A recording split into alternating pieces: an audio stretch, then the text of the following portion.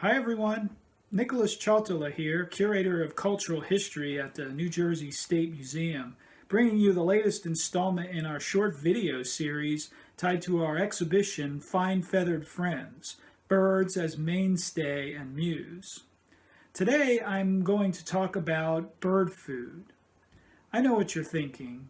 Black oil sunflower seeds for the cardinals, Niger or thistle seed for the goldfinches, suet for the woodpeckers, or even that larger debate, an ongoing debate, about whether we should even be feeding wild birds. Well, that's not the type of bird food that I'm going to talk about here today. The title of today's video is this: Birds as Food, Historical Menus as a Window on New Jersey Ducks and Decoys. Hunting has a long and significant history in our country. The Lenni Lenape Indians, New Jersey's original people, lived in a hunter-gatherer society that relied on wild game. When European immigrants arrived in the 1600s, they brought domesticated animals with them.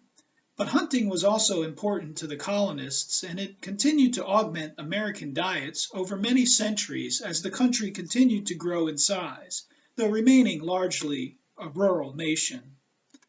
By the late 19th century, invention, industrialization, immigration, and urbanization brought about major societal changes. Those forces spawned American economic success and a new generation of affluent white-collar Americans who lived in cities, and their increased income meant that dining out would become a favored pastime, whether at fancy hotels, railroad dining cars, fraternal organization banquets, or aboard transoceanic liners. One way that this new city-dwelling upper class could maintain a connection with the rural life of their ancestors was to order wild game, which at the time was a popular item found on the menus of many establishments. And, more often than not, that wild game was birds.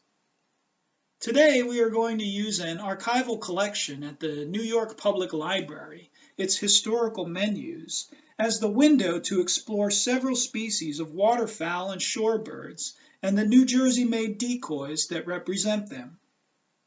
The restaurants in New York, Philadelphia, and other East Coast cities that had these birds on their menus were supplied by so-called market gunners.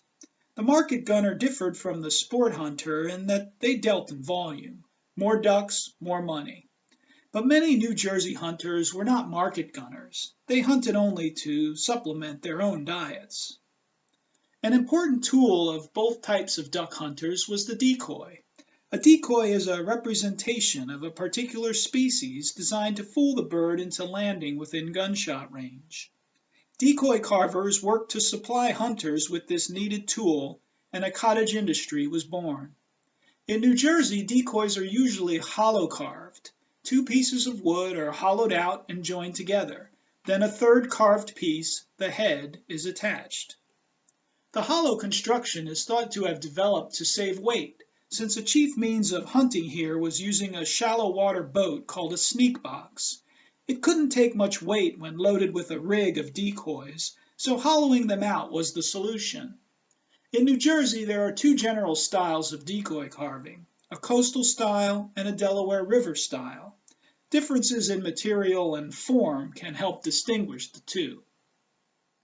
Now let's look at some historical menus. Here's one from the Washington's birthday banquet from 1897 held at Delmonico's in New York City. The highlight of a 7-course menu was roasted redhead duck with celery salad mayonnaise. Redhead was also a featured bird on the 1907 menu at the Hotel Knickerbocker. Redhead was indeed one of the most common of the ducks to be found in restaurants of the time period. Maud Cook's famous 1897 book of gastronomy called for the simplest of preparations, 18 minutes of roasting. That's it. That was all that was needed to preserve the sought-after flavor of the delicate game. The redhead duck, often just called redhead, is a pretty bird. Male redheads have shiny, cinnamon-colored heads. They perform a unique head-throw mating display, bending their head backwards to touch their tail, They then snap it forward and give a loud cat-like call. Here is a New Jersey decoy representing the redhead. It shows stylistic similarities to the Delaware River School in how the wings are carved out in a raised position above the body, known as raised wing primaries. This 1891 banquet menu shows another common game bird of this period, the brant, which was offered that evening with a side of Saratoga chips, a kind of crispy fried potatoes. In 1892, it was also found on the menu at Taylor's Restaurant in New York City. You could order it half or whole. Brant look kind of like Canada geese, but you can distinguish a brant by its white neck stripe. To this day, New Jersey has the highest population of brant on the eastern seaboard. Here are two brant decoys from our collection, displayed alongside a taxidermy mount. Sometimes the decoy carvers represented species with a turned head, meant to show them sleeping or preening. Small wading shorebirds, known collectively by the name plover, were also found on restaurant menus. The name comes from the French word pluvier, or rain, because they were thought to arrive in rainy seasons. Two species of plover that look quite alike, American golden and black-bellied, were hunted here. The American golden plover was by far the most desirable of the two because of its renowned reputation as a delicacy. In 1897, a banquet of the American Hibernian Society offered golden plover au cresson, or watercress.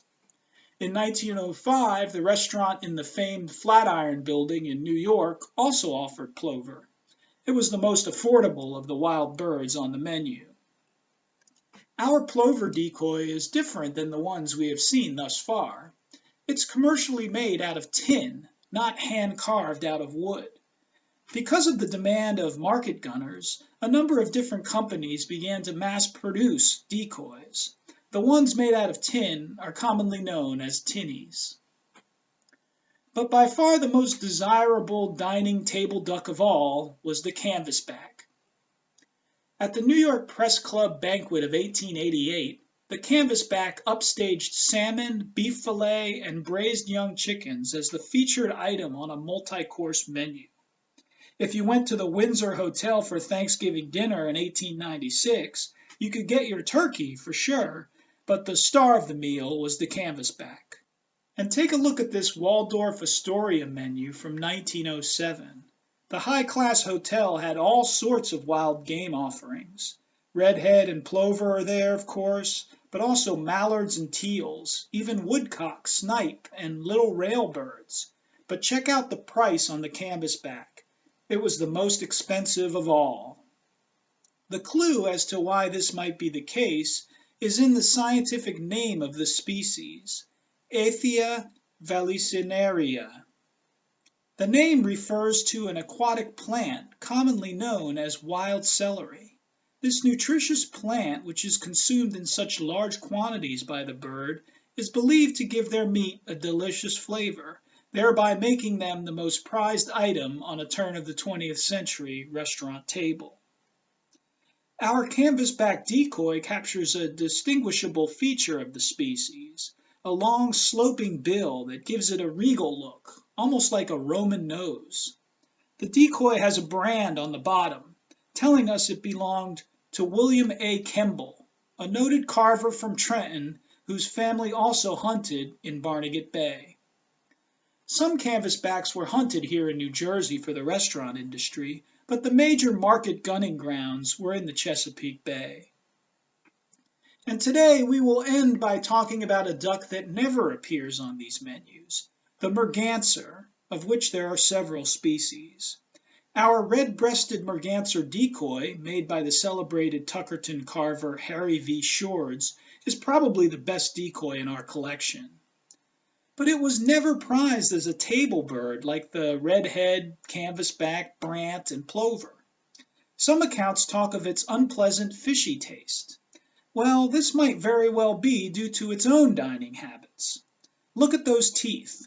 It was nicknamed the sawbill because of those sharp teeth, which it needs to latch on to slippery fish, its chief food source.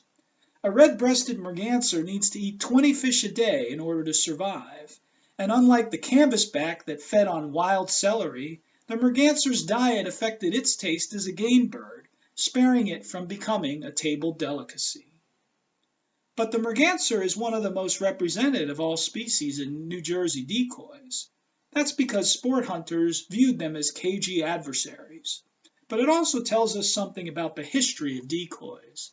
In time, a utilitarian hunting tool evolved into a folk art form, and carvers loved to make decoys of this species because of its beautiful colors and striking head feathers, or comb, that could allow for various artistic interpretations. And our decoy by Harry Shords also tells us another thing about New Jersey decoys, their intergenerational nature. Carvers taught their children, who then taught their own children, allowing this important New Jersey folk art tradition, uniquely tied to our past, to continue on to the present day. That's all for this time. Visit our website to check out the list of other short videos tied to the New Jersey State Museum exhibition, Fine Feathered Friends, Birds as Mainstay and Muse.